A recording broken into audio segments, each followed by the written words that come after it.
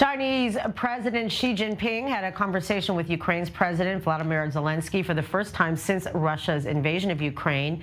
Zelensky confirmed today that they had their first phone call since the war began, saying, "I had a long and meaningful phone call with the Chinese president, and I believe this call, as well as the appointment of Ukraine's ambassador to China, will give a powerful impetus to the development of our bilateral relations." China has claimed neutrality in the conflict between Ukraine and Russia, with Beijing calling for peace, but also refusing to condemn Russia's invasion or to make any public call for Russia to withdraw troops. Here's more from a Chinese foreign diplomat. President Xi Jinping's call with President Volodymyr Zelensky shows China's objective and impartial position on international affairs and its sense of responsibility as a major country.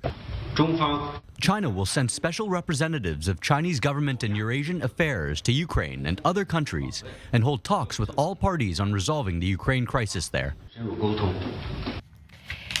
And we're now joined in studio by Nicole Zedek, an I-24 News correspondent who is here to delve more deeply into these developments. Welcome back to the studio.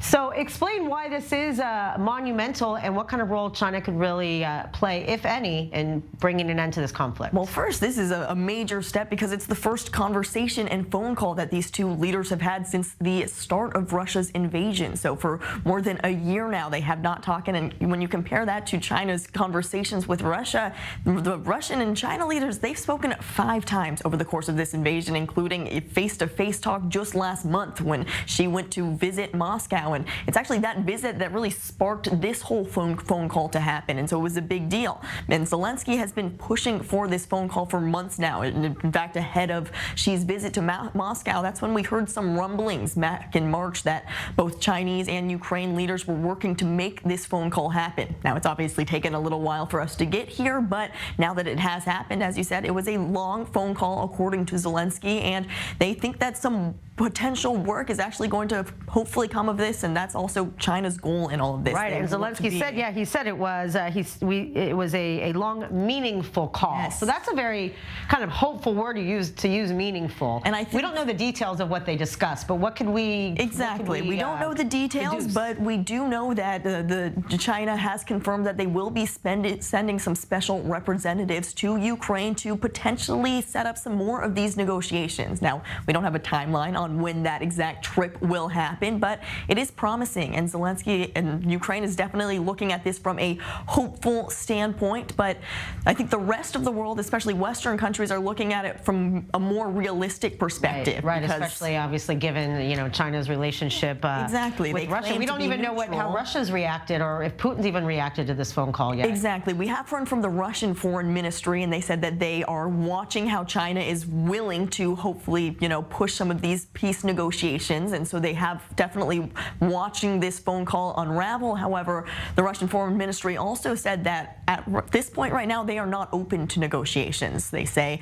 as long as the war continues and until Ukraine really allows their forces to be there, they're going to continue fighting, and Ukraine says the opposite. Until Russia actually pulls out, they are not going to have a fair peace treaty as well. So you really have these counter arguments, and all of this is also coming as Ukraine is preparing for their big springtime offensive that we've heard so much about. So this is all coming on the head of some. Before we're going to see kind of a new wave, but also China has developed a 12-point peace plan in February, but even people in the know say it's definitely one-sided, as China claims to be a neutral partner in all of this with their 12-point peace plan. They are claiming that they want to really broker this negotiation, and Ukraine, for the most part, has cautiously welcomed that plan because they want to see any peace possible. But Western countries have been definitely critical of the peace plan, saying that it favors Putin, that it's already too vague, and that not much will actually come of it if this